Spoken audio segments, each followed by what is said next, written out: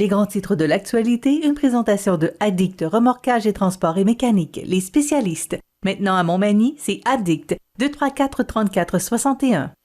Addict Remorquage et Transport, des professionnels qui peuvent vous aider dans une situation d'enlisement ou simple remorquage. Grâce à ses équipements de haute performance, Addict, c'est aussi le service de transport de tout genre et de mécanique. Maintenant à Montmagny, c'est Addict Remorquage et Transport au 234-3461.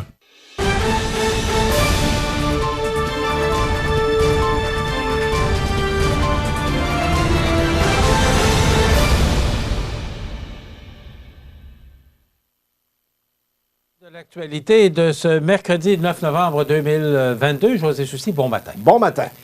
José, d'abord, peut-être juste parler de ce salon de l'emploi des 50 ans et plus retraités qui aura lieu le 25 novembre, une initiative de CMA-TV. Et pourquoi? Ben, parce que, tu sais, on a notre petit côté communautaire, nous autres, à CMA-TV, en tant que média.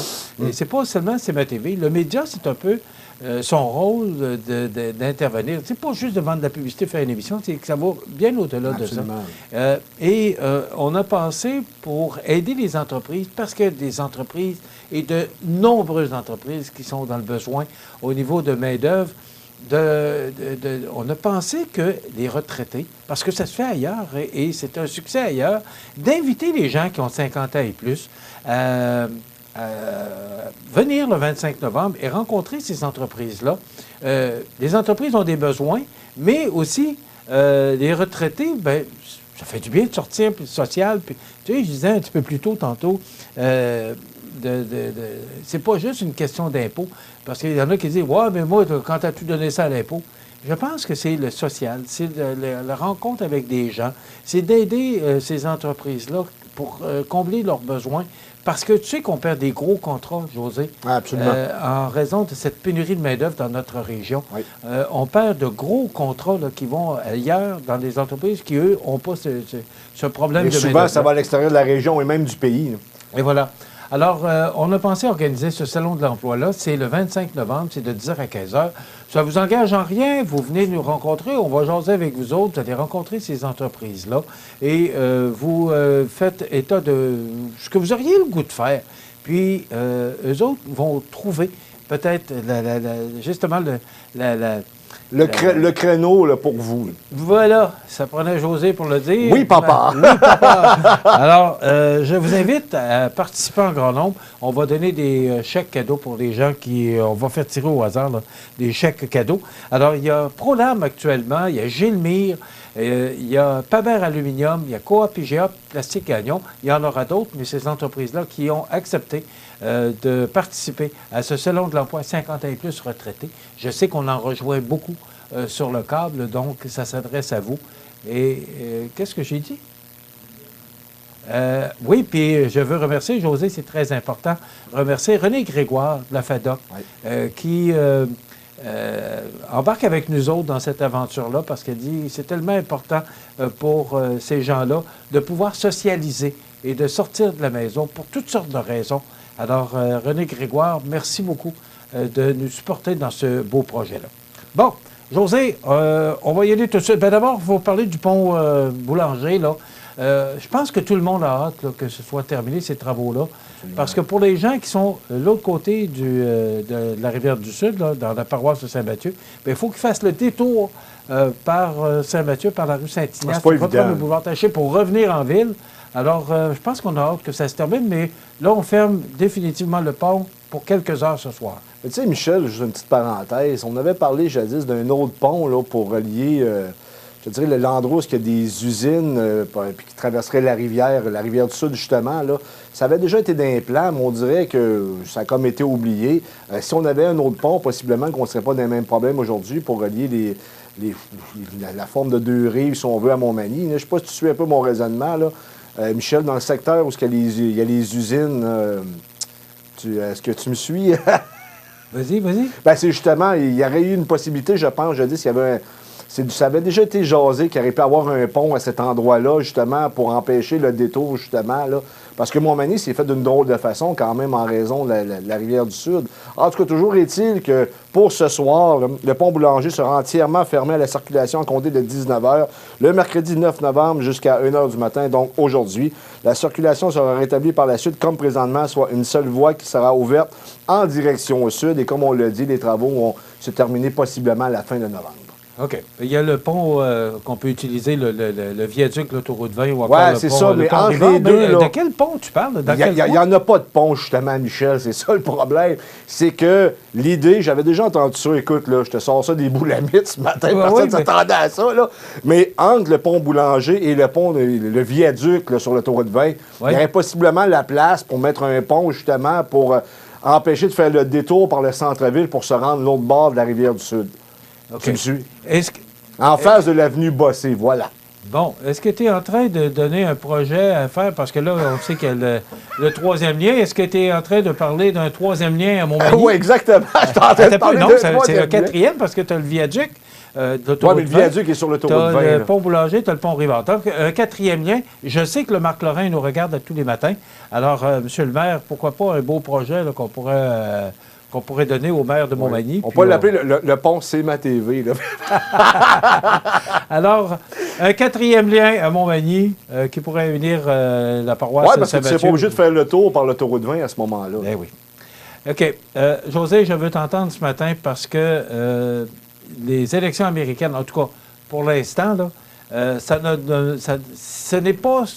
il n'est pas arrivé ce qu'on prétendait qu'il allait arriver. Exactement. On s'attendait à une vague rouge. Oui, le Congrès va être dominé par les républicains, du moins jusqu'à maintenant, parce que... c'est sommaire encore. C'est sommaire parce que le décompte n'est pas terminé. Je veux dire, le système électoral américain est extrêmement compliqué. C'est chaque État qui contrôle la façon dont on procède. Écoute, il y a des gens là, en Floride, hier, ils ont voté sur 23 points. Tu sais, il y avait 23 questions, 23 choix. Ça commence à faire pas mal, Michel. Là. Nous autres, on est tout mêlés ici avec un choix, bon, on se gratte la tête à l'occasion. Il est pour qui, ce monsieur-là? Imagine-toi quand t'en as 23. Tu peux pas connaître... Tu fais qu'il y a un examen de fin d'année? Ben, Michel, tu peux pas connaître les 23 enjeux. À un moment donné, c'est pour ça qu'il arrive. Ben, moi, je suis plus républicain. Exemple, ben, je coche rouge. Ou l'inverse, je suis plus démocrate, je vote bleu. Ben, tac, tac, tac, ça se fait un peu comme ça quand même, là. Peut-être pour certains points, les gens sont plus connaissants, notamment pour élire le shérif et compagnie. Mais toujours est-il que la vague rouge, là, appréhendée, là, n'est pas arrivée.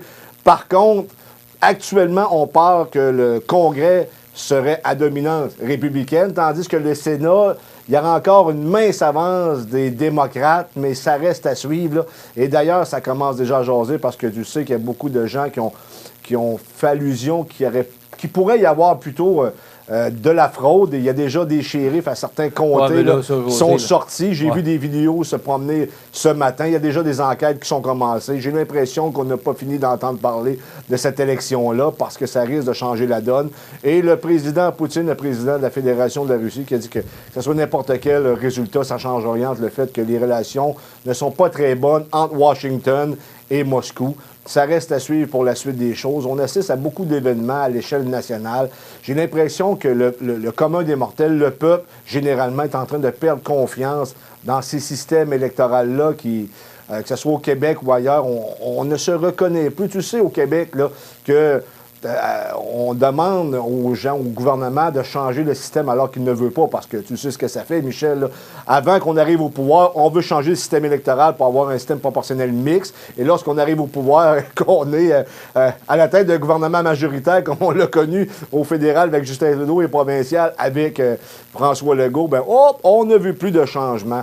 Il y a une crise de confiance, sincèrement, Michel, là, qui a lieu actuellement dans les pays occidentaux versus leur système électoral. Il va falloir qu'on reprenne ça. Tu sais, je t'ai parlé récemment que 70 % de la population au Québec n'avait plus confiance aux journalistes. Mais on ressent également ça, je te dirais pas le même nombre, là, je te dis le même pourcentage, mais quand même, il y a une crise de confiance envers nos institutions généralement en Occident. Et il va falloir qu'on regarde ça de près parce que lorsque tu as une crise de la sorte et lorsque les gens au centre du spectre politique, centre-gauche, centre-droit, ne sont plus capables de se faire entendre ou travaillent mal ou peu importe non plus la confiance du public, bien, tu ouvres la porte aux extrêmes, soit l'extrême gauche ou l'extrême droite. Et là, ça peut être très dangereux. Pourquoi? Parce que tu as deux oppositions qui sont diamétralement opposées, qui font en sorte que les tensions sont extrêmement vives. Oui, mais c'est décevant, parce que c'est quand même les États-Unis. Alors, quand tu vois que le système a des failles aux États-Unis, il semble y avoir des dans d'autres pays, alors c'est un peu décevant de voir ça, là. Mais écoute, je veux te parler aussi de Ron DeSantis, qui a été élu avec une forte majorité. Oui. Est-ce qu'on pourrait voir Ron DeSantis, et parce que moi, je m'attends à ce que Trump annonce sa candidature la semaine prochaine. Écoute, est-ce qu'on pourrait avoir une campagne à la chefferie du Parti républicain avec DeSantis et Trump? Le seul personnage politique qui pourrait nuire à Donald Trump pour son retour à la présidentielle, du moins là, pour être le candidat pour le Parti républicain, c'est Ron DeSantis. Il est extrêmement populaire. Hier, j'ai écouté une partie de son discours. Qu'est-ce qu'il y a de ce bonhomme-là, José? Il s'attaque de front au mouvement de gauche wokisme. Tu sais, je te parle souvent de ça, le wokisme ici, là, ça vient surtout des États-Unis et c'est un mouvement un mouvement de victimisation là, qui semble vouloir détruire un peu nos repères traditionnels. Michel, le gouverneur de DeSantis et je te dirais, la tête là, à l'avant de tout ça là, qui fait en sorte qu'on veut mettre un frein à ça. Puis il en a parlé ouvertement hier, alors qu'ici, on en parle plus ou moins. Lorsqu'on parle de ça, on se fait taxé d'être de l'extrême droite, alors que c'est un réel mouvement qui prend de l'expansion et qui va à l'encontre, là, je te dirais, des traditions là, de la famille, des traditions qu'on connaît. C'est pour ça qu'il y a un vent de résistance qui est un tantinet conservateur qui veut... Conservateur, ça dit on veut conserver ce qu'on a, tandis que la nouvelle gauche, wokisme, on parle davantage d'une forme de communisme avec... ouais. Oui, mais on est rendu là. Là-dedans, tu rentres un peu ce que j'appelle la religion verte, le wokisme. Et c'est un mouvement qui prend de l'expansion, mais que les gens connaissent plus ou moins. On ne comprend pas trop ce qui se passe. Tu l'as vu, regarde, juste un exemple. La feuille des étoiles pour la parade du Père Noël à Montréal, c'est rendu, c'est un comment on appelle ça, là? Un travesti, là, mais c'est pas tout à fait ça, c'est un... Ça joue dans les cabarets, là. Un drag queen, voilà, je m'excuserai, je ne suis pas connaissant de ce milieu-là, tu comprends bien. Alors que pourquoi on n'a pas assez de femmes pour personnifier la feuille des étoiles, je veux dire. Si tu comprends, il y a beaucoup de choses qui bougent actuellement. Et lorsque tu parles de ça, ben, les gens sont plus ou moins réfractaires parce que la plupart des Québécois ne comprennent pas ce qui se passe. Mais en même temps, on l'a vu un exemple du wokisme, là. C'est les toilettes là, qu'on veut changer au cégep de la Pocatière, là, pour qu'on n'ait plus de toilettes hommes-femmes, mais juste des toilettes pour tout le monde. Parce qu'il y a une personne dans la communauté LBGT qui s'est plaint et finalement, on a décidé de tout changer. Alors que ceux qui sont plus pour la tradition ne s'expriment moins sur cette question-là, mais lorsque tu leur poses des questions, ils sont contre ce processus-là. Je veux dire, c'est extrêmement compliqué, mais là, on a cette tendance-là qui est lourde aux États-Unis et le gouverneur de santé, justement, est au front face à ce mouvement-là. Alors, ça pourrait... écoute, ça va être une course à la chefferie qui serait intéressante, parce que j'ai l'impression que Trump va l'annoncer en début de semaine, qu'il va revenir. Michel, il n'est pas sûr de gagner, c'est ça que je comprends. Ça peut être de la stratégie aussi. Là. Donald Trump, là, c'est un fin stratège, que vous l'aimiez ou pas. Donald Trump peut dire quelque chose et faire le contraire le lendemain parce que ça fait partie de sa stratégie. Je veux dire, cet homme-là n'est pas devenu milliardaire, c'est sûr. En faisant des choses qui ne sont pas très utiles pour lui, là, tu comprends? C'est un stratège. Il met en application là, certaines théories de guerre qu'il applique en politique. Là, je pense que c'est lors de la guerre d'un philosophe chinois. Là. Je ne peux pas vous en dire davantage, là, mais c'est quelqu'un quand même d'assez allumé, même s'il polarise énormément. José, on termine avec plus de 23 milliards de dollars déposés par les Québécois dans un compte CELI, compte épargne libre d'impôts en 2021. C'est une hausse de 20 % en bonne partie liée à l'incertitude provoquée par la pandémie. Il y a beaucoup d'incertitudes dans le monde qu'on vit actuellement. En plus, on est... et moi, je vais en parler le moins possible. On parle d'une récession, augmentation des taux d'intérêt, la pandémie qu'on a vécue, des fermetures de commerce. La guerre en Ukraine. Alors, j'ai hâte que le soleil se lève. Absolument. On a besoin d'avoir des politiciens qui vont stabiliser la situation, qui vont reprendre le contrôle des finances publiques. parce qu'on le sait, ça ne va pas très bien et on a de moins en moins confiance en nos dirigeants, je l'ai dit précédemment. Il va falloir...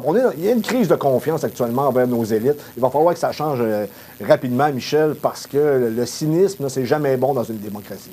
C'est un article de Martin Jolicoeur dans le Journal de Québec de ce matin et un autre article, celui de Sylvain Larocque, qui dit que la Caisse de dépôt est partenaire de beaucoup moins d'entreprises d'ici. Pourtant, ça s'appelle bien la Caisse de dépôt du Québec. Exact. Merci, José. Bonne journée. Pas dans quelques instants, mais demain, on recevra Richard Landois, conférencier en santé mentale, et également Henri Perron pour la chronique automobile. C'est ce qu'on vous propose comme menu pour cette émission du 10 novembre. Donc, je vous invite à être l'autre demain pour une autre information. C'est ça quand on veut tout dire en même temps. Une autre émission d'information sur la Côte-du-Sud. Passez une bonne journée, mesdames, messieurs. À demain.